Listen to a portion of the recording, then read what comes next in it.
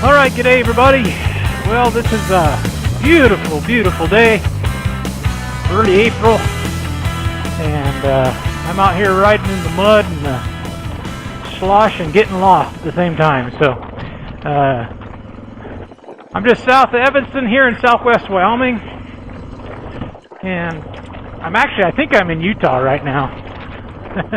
But just trying to find some dirt riding, and boy have I found it. So it's a little more mud than I like, but there's still a lot of fun. A lot of big puddles and fun stuff to try to test me. So I'm gonna stop here and show you the view here. It's absolutely gorgeous here. This is an area where not a lot of people get to, I think. But anyway, so today I wanted to really quickly talk about that cattle guard is trashed. I want to quickly talk about the emergency response. So just really fast I want to cover this. So I want you to just remember 4 things if you ever have the opportunity to be able to help someone who's in an emergency situation. You want to remember 4 things. We've been talking about the ABCs and first aid training for, well, as long as I can remember, but we want to add something to that. We want to add D. So ABCD is what we want to look at, especially when we're talking about motorcycles. So we want to look at ABCs, airway, breathing, circulation, and dysfunction. So airway is obvious. If they can talk to you, they've got an airway. If they're snoring or if they've got some kind of strange, obstruction of their airway, you want to try to clear it, whether that's adjusting their head or whatever. You can do all those things, but you want to make sure their airway is clear. You want to make sure their breathing is sufficient to sustain life.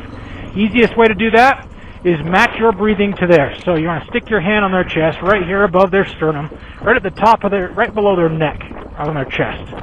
And when you do that, you want to just feel for how fast they're breathing. You want to count the seconds between those breaths. So if those breaths are coming every 3 seconds, that's pretty fast. Every 5 seconds is about normal. And every second or every 2 seconds is really too fast. And so if you can, help them slow down their breathing. Basically what you want to do is match your breathing to theirs, and if you feel like it's hard to do that, then that's an emergency situation. So I hope that helps. And now circulation, we do not look for pulses. If you took a first aid class 5 or 10 years ago, you might have been taught how to take a pulse. Don't do it. You can actually do this by mistake. You can make a lot of mistakes very easily, especially if your adrenaline's pumping from coming up on an emergency. And so unless you have some high level of training, don't look for pulses. But circulation, we want to look at 2 things. We want to look at their skin color and if it looks normal or not. And we want to look to see if they're bleeding anywhere. Okay, so bleeding is part of circulation. And if they're bleeding a lot, then we want to stop that bleeding. If they have a cut that's not really seeping a lot of blood, then don't worry about it. Just kind of, if you can, cover it and that, but more than likely it'll be okay. But you want to watch for that bleeding. So I wonder if this would be road would be better. I think it will be. We're going to try it. So we want to go ahead and check for those 3 things, and then we want to talk about the D, which is dysfunction. Dysfunction has to do with what is wrong. So it could be, I fell off my bike and I'm now having a hard time breathing because I smacked myself in the chest, and now I've got possibly a broken rib or something like that, and it's hard to breathe, it hurts to breathe. Okay, that's great. If it's not that big a deal and I can walk around no problem, then I can probably get out on my own. However, if I'm not breathing well enough and I can't ride, I can't stand up, I can't do a lot of those things, I need to call for an ambulance. However, in any of those situations where you kind of are on the fence, there's 2 things to remember. Number 1, go with your gut. If your gut says you need help now, get it. That's the number 1 rule. Number 2 is look at the injury. So whenever we're dealing with a traumatic injury, we want to expose the injury. So if it's on the groin, we're going to have to take a look at it. Okay? And what we're looking for is stuff that's abnormal. So bruises is a good example. A bruise in a traumatic incident should form within several hours. If you have a bruise forming within a few minutes, there's probably something more serious going on.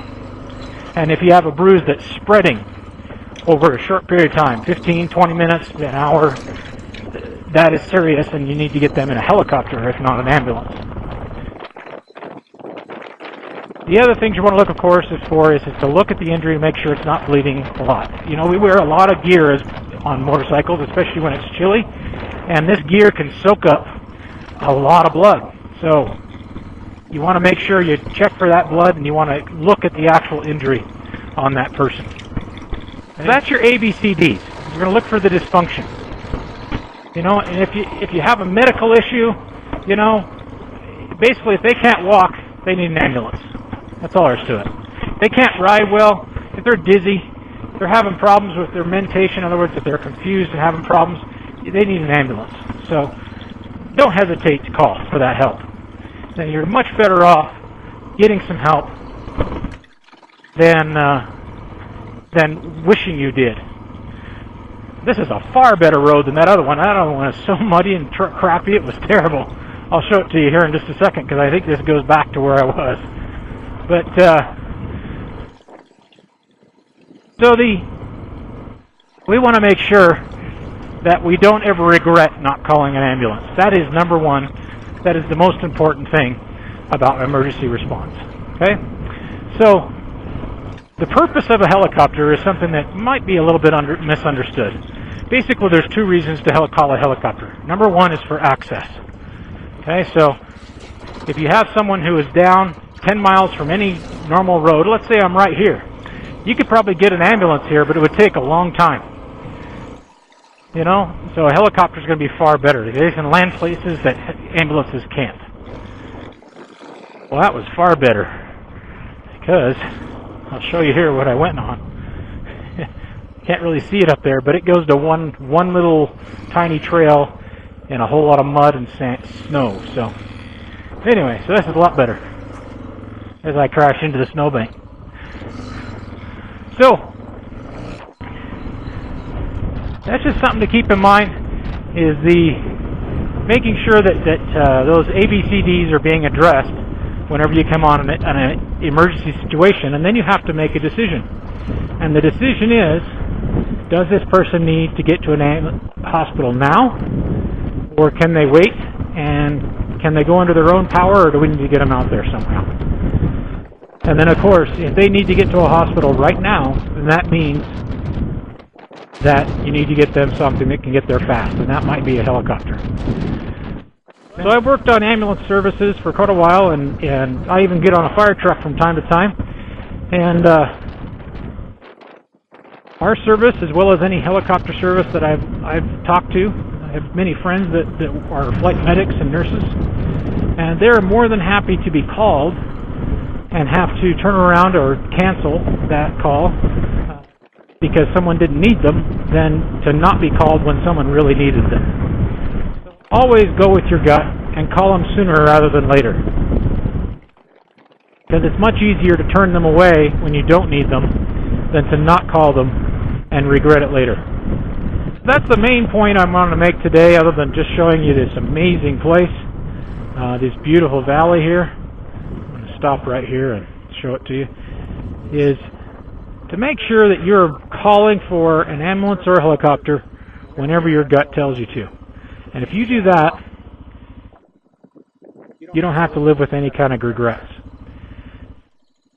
Because things can change pretty quickly in an emergency situation, especially when you're talking about injuries or medical problems. And so make sure that you are not that person that ends up regretting not calling an ambulance for your friend. So I hope this was helpful for you today. Remember the ABCDs. And if you'd like a free class in first aid and CPR, I'd be more than happy to do that for you.